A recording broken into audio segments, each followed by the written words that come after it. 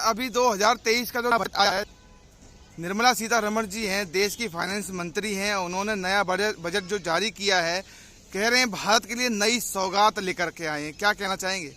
देखिए, इसमें SC/ST के लिए कहीं पर भी कुछ नहीं है, और लेकिन जो SC/ST के जो आंदोलन चल रहे हैं और पिछड़ों के जो आंदोलन चले हैं, इस सरकार के खिलाफ जो लड़ाई शुरू हुई है, पिछले 1 वर्ष से जो लड़ाई हम लगातार संविधान चालीसा के माध्यम से हम जो लगातार लड़ाई लड़ रहे थे, SC/ST का हम 22.5% जो मांग कर रहे थे, लगातार हमारी लड़ाई चल रही है। उस लड़ाई के दबाव में आकर के पहली बार इस देश के बजट में पहले पैराग्राफ में SC/ST का नाम उल्लेख तो हुआ है, पक्का हुआ है, और लेकिन वो प्रतीकात्मक है सिर्फ, क्योंकि जब नीचे को हम जब बजट की तरफ जाते हैं नीचे को, तो SC/ST जो इस देश का सबसे कमजोर जो समाज है, जो लोग हैं, जिनको कि इनकी जिम्मेदारी है संविधान में उनको आर्थिक और शैक्षणिक रूप से मजबूत करके समाज की देश की मुख्य धारा से जोड़ना है, उनके लिए इन्होंने बजट में से अलग से जो प्रावधान होता था, अलग हेड में जो पैसा आता था, वो दिखाई नहीं दे रहा है। महिला सशक्तिकरण के लिए उत्थान की बातें करी गई हैं, बजट जारी किया गया है, और शिक्षा के लिए बजट जारी किया गया है। बहुत कम हो गया बजट पिछली बार के, ऐसे उससे 40,000 करोड़ से 38,000 करोड़ हो गया।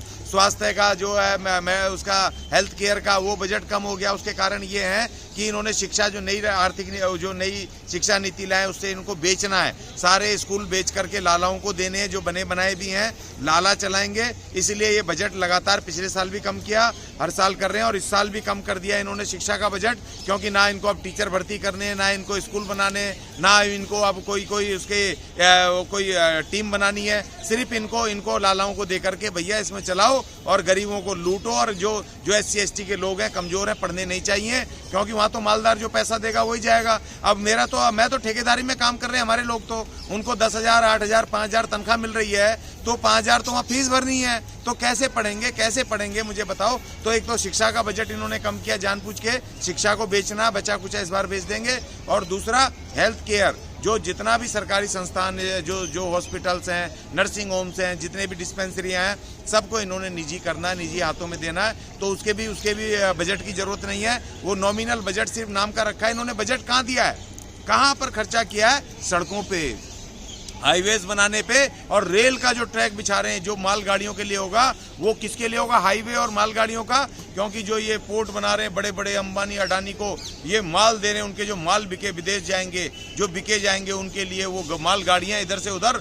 धड़ाधड़ वो लेकर के जाएं, उनके माल को फटाफट पहुंचाएं, और इनके जो हाईवे से इनके ट्रक भर के एक शहर से दूसरे शहर इनके मालों को पहुंचाएं। तो ये उनके लिए बना रहे हैं। हमारे लिए क्या बना रहे हैं भाई? हमारे रोजगार कहाँ है? हमारी पक्की नौकरी का प्रावधान कहाँ है? उसके लिए बजट कहाँ है? हमारी शिक्षा का, फ्री सरकारी शिक्षा का बजट कहाँ है? सरकारी स्कूलों को बेहतर करने के लिए आपने कहाँ कहा है? कहाँ हमारा SC/ST का जो फंड है, हमारे बच्चों को देश विदेश पढ़ने का फंड, उसके ऊपर जिक्र कहाँ है? वो कहाँ है भाई? तो इसलिए कहीं पर भी नहीं है। महिलाओं के लिए स्पेशल जो उनके लिए वो आते थे, जो योजना है, और वो स्पेशल उनको सशक्तिकरण करने के लिए, उनको स्किल्ड करके और उनको आगे बढ़ाने के लिए वो पैसे का जिक्र कहाँ है भाई? कहाँ है बजट के अंदर? मुझे बताओ। मजदूरों के लिए कहाँ है? मनरेगा का बजट आपने घटा दिया, कितने शर्म की बात है, डूब मरो। मनरेगा का बजट बना दिया और कह रहे हो हम दुनिया की 5वीं बड़ी अर्थव्यवस्था बन गए। कहाँ है भाई? 45 लाख करोड़ का बजट तो दिखा दिया। कह रहे हैं ना, इस बजट से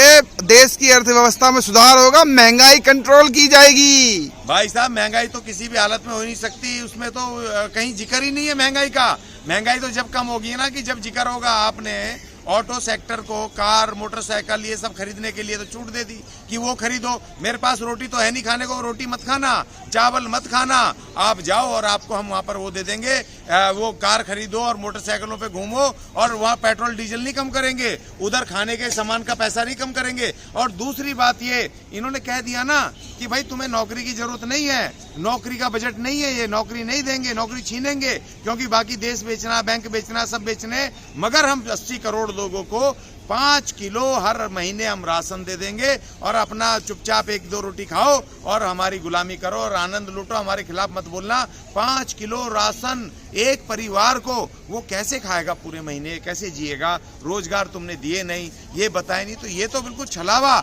ये बजट पूरी तरह छलावा है और अभी समझ नहीं आ रहा लोगों को। अभी समझ आ जाएगा बहुत जल्दी। ये 2-3 महीनों में समझ आने वाला है कि ये जो चुनौती है बहुत भारी चुनौती इन्होंने कर दी है। इन्होंने पेंशन, पुरानी पेंशन के लिए प्रावधान नहीं करा, इन्होंने परमानेंट नौकरियों का प्रावधान नहीं करा, इन्होंने ठेकेदारी खत्म करके जो रेगुलर नौकरियों का इसमें कोई जिक्र नहीं है, मजदूरों के लिए नहीं है, SC/ST के लिए नहीं है, महिलाओं के लिए नहीं है, ढोल गवार शूद्र पशु नारी के लिए कोई प्रावधान नहीं है इसमें। महिलाओं के लिए उत्थान की बातें कर रहे हैं, आप कह रहे हैं महिलाओं के लिए नहीं है। गरीबों के लिए बात करी गई है, आप कह रहे हैं गरीबों के लिए नहीं करी। किसानों के लिए भी बजट पास किया गया है, आप उसके लिए भी कह रहे हैं कि नहीं किया। आप आलोचनाएं कहां से करने के लिए आ जाते हैं? सरकार ने उत्थान के लिए, भारत के उत्थान के लिए ये बातें ही करते हैं।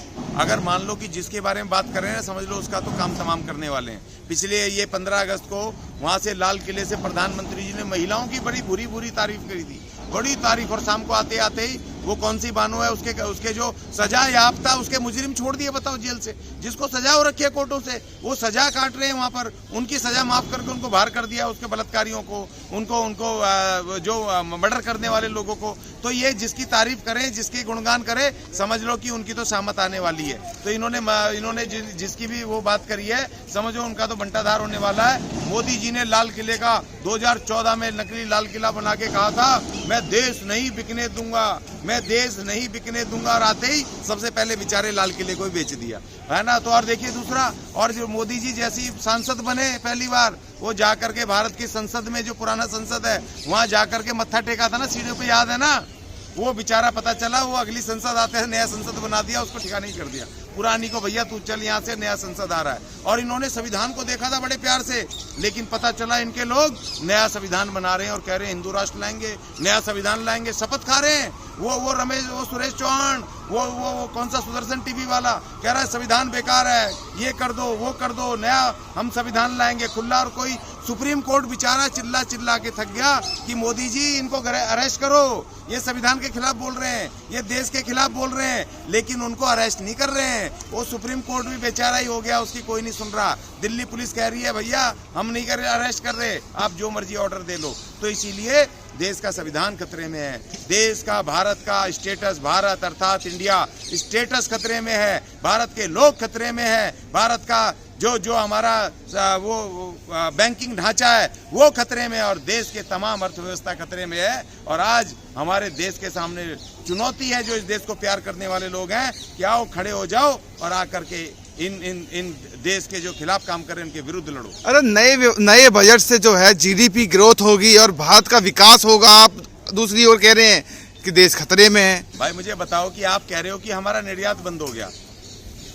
जो भारत निर्यात क्या होता है, हम जो अपनी जो चीज बनाते हैं उसको हम विदेश भेजते हैं, उससे हमें डॉलर्स आते हैं, विदेशी पैसा आता है। आप कह रहे हो कि हमारा वो विदेश में नहीं बिक रहा है, ये बजट में लिखा हुआ, बजट में कह रहे हैं, वो अपने बजट भाषण में कह रहे हैं कि वो निर्यात तो हो नहीं रहा है विदेश से, सरकारी वो पैसा तो, वो तो डॉलर तो आएंगे नहीं, विदेशी करेंसी। हाँ हम आयात करेंगे, जो हमारे पास रखा हुआ है भंडारण, वो डॉलर फॉलर उनको और हम दे देंगे दूसरों को। तो इससे क्या आपकी अर्थव्यवस्था बढ़ेगी? मतलब आप बेचोगे नहीं, खरीदोगे। बताओ किस मूर्ख ने बताया? अगर मेरे पास 100 रुपए हैं और मैं अपने सामान को बेच करके उसको बढ़ाऊं तो नहीं, लेकिन उस 100 रुपए से और माल खरीद लूं तो 100 रुपए घटेंगे बढ़ेंगे?